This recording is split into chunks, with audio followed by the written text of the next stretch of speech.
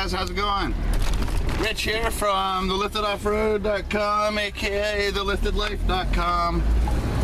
Out here in the mobile office, Rick the Jeep Guy. As somebody started calling me at one of my my little social gatherings, Rick the Jeep Guy, because I'm always doing something about my Jeep. Which reminds me, I found a missing bolt the other day. It's on the, oh, I know what it is. I just can't think of the exact name of it. The rear track bar.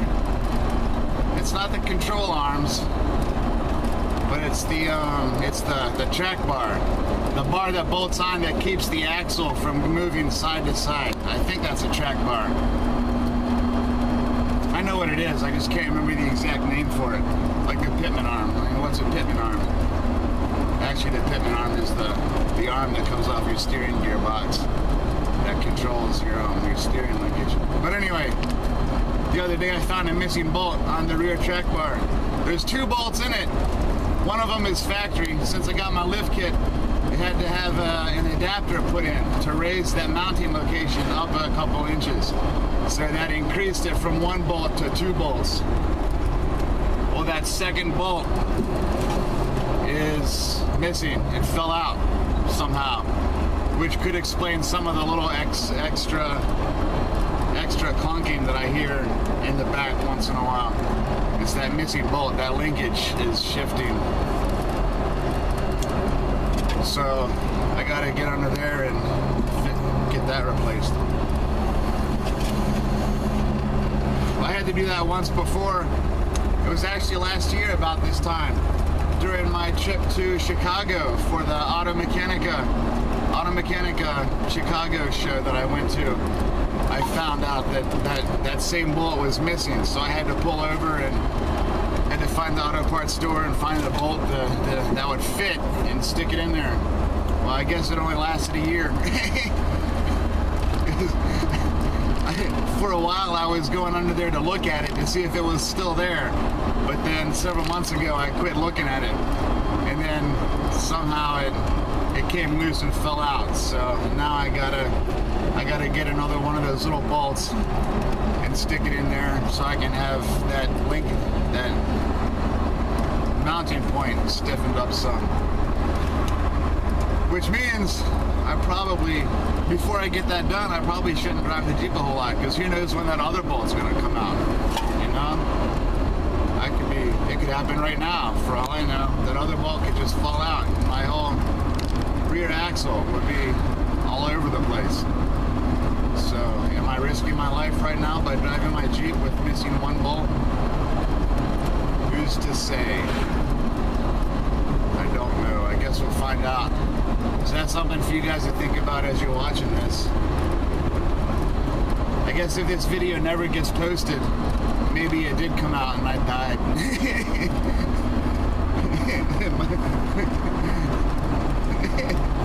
If this video gets posted, I guess that means I'm okay and everything's fine. So that's something to think about, I suppose. But anyways, I'm out on another errand. I am going to go pick up my mom. And I am taking her to, hey, what's that on the road? Oh, it's a branch. I'm taking her to the furniture store where my wife works and ordering her a new bed. Apparently my mom wants to get one of those adjustable beds that, you know, moves and stuff. And they happen to sell those at the furniture store where my wife works. Which, I don't know if I should tell you or not. I would love to promote the store for her. If you have, I mean, even if you have any of those stores in your area, you can give them her name and she will still get credit for it. No matter where, no matter which store location you go to, if you give them my wife's name as the person who referred you there, she can get credit for selling you your furniture. Which is what makes me want to tell you guys what store it is.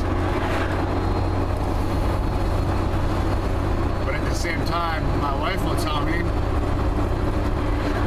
that maybe she doesn't want me publicizing where she works to everybody out there on YouTube, because that could open up problems, I suppose.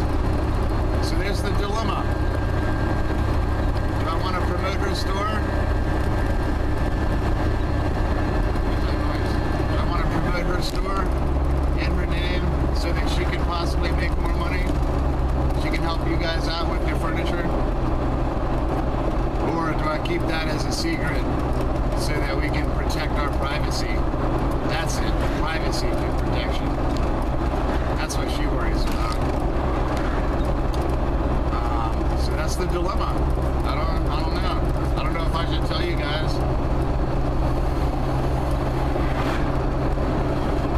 Probably not. I'm gonna have to ask her first. Maybe if I ask her first, I'll see what she says. So, oh well, there goes with that. But anyway, I'm gonna go pick up my mom. I'm gonna go order her a new bed. My nose jacked up.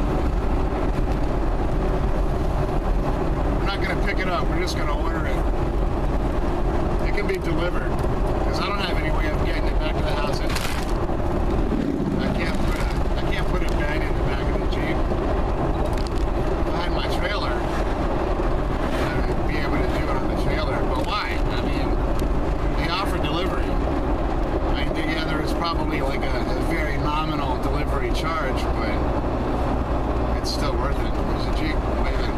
What is that? I think that's a Liberty. So, oh, we got a red light. Red light. I don't know if this is the video I'm gonna use for it, but today would be vlog day number 14 in the 21-day blogging challenge that I am doing. Today would be day 14, but I don't know if I'm gonna use this video or if I'm gonna make another video more dedicated to the vlog challenge. Maybe I will use this one since I mentioned it. So if not, I'll just put it in. I'll put it on both my YouTube channels. You've got Lifted Off-Road, LFTD Off-Road. And then my other YouTube channel is just Rich Campbell. Rich Campbell on YouTube. So far, that channel only has, I think, 2 subscribers. And one of them's my son. I think the other one is probably one of my Facebook profiles. The 2 subscribers I've got are probably both me. Either me and my son or whatever. So I can use some views on that channel. Rich Campbell. YouTube.com/Rich Campbell, or however that works. Whatever it is. You can see my picture on the little profile thing. And then there's Lifted Off-Road. That's where I put most of my videos. Especially if it's vehicle related or hobby related, outdoor related, whatever. I put that on Lifted Off-Road. And you can always go find my blog at theliftedlife.com. And that's the blog I've been updating the most recently. Theliftedlife.com. My Lifted Off-Road blog, I haven't been focusing on very much lately. I probably ought to. I need to get back in the shop. I need to get in the shop and do shop related stuff, Jeep related stuff, outdoor related stuff, and start making more videos about that so I can populate that blog and that website with more relatable stuff. So far I've just been posting videos about internet businesses and different kinds of business habits and tips and tricks. Hey, how you doing? Little kid looking at my Jeep. He pointed and smiled. I always like to see that. So, yeah, who knows? What are we looking at? 10 minutes? quick drive so far. I'm almost here. So, yeah. I was reading a book this afternoon called Influence something by somebody Cialdini. The author's name is Cialdini, Cialdini. I don't know his first name, but you can find it. Just look up Influence. It's a pretty good book. It talks about sales strategies and psychology of sales.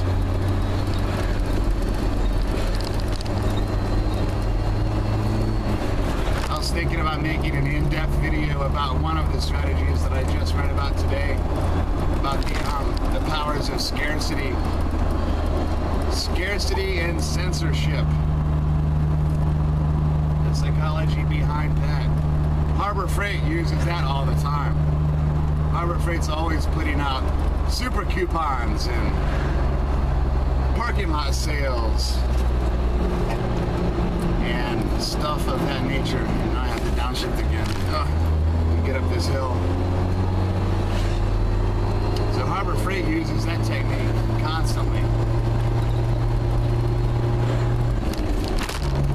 The thing is with Harbor Freight, their sale prices are good. When the items are not on sale, of course they are, significantly more expensive. But don't be fooled. The super coupon you get today for that price, you will get that same super coupon again in a couple of months. So if you don't have the money to buy a Harbor Freight tool today with that super coupon before it expires, don't worry. You'll get that same coupon again later on this year or later on in the year, and it will be for probably the same price. They do have different prices for the same items. Like the super coupon price is probably the lowest you'll see, but then they'll have another sale. They'll have another sale price somewhere in their catalog where the price is a little bit different. So you gotta use these Harbor Freight coupons strategically. Find the super coupon price. That's generally the best price you'll find. If you use any of the other sale prices that they advertise, it won't be as low as the super coupon price. So there's a tip for you. There's a shopping tip for you Harbor Freight people.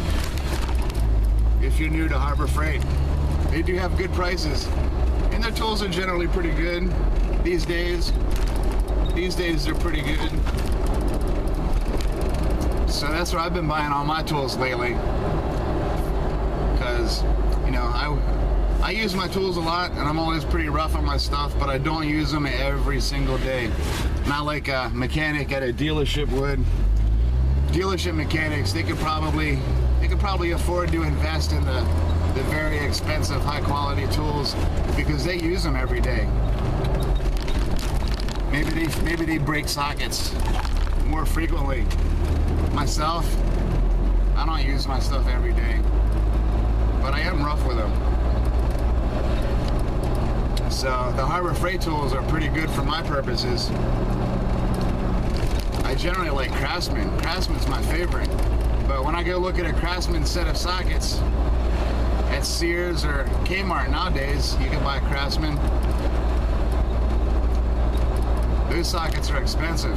I can get the same set of sockets at Harbor Freight for probably half the price of Craftsman, and they're just as good, really. And if you look at the nomenclature of the tool itself, like what kind of metal it's made out of, what it's made out of, it's generally the same as your higher price tools, and that's what really matters, what it's made out of. So, well, I'm here. This is Rich, liftedlife.com, aka liftedoffroad.com. I will see you guys again later. As always, have fun and be lifted. Out.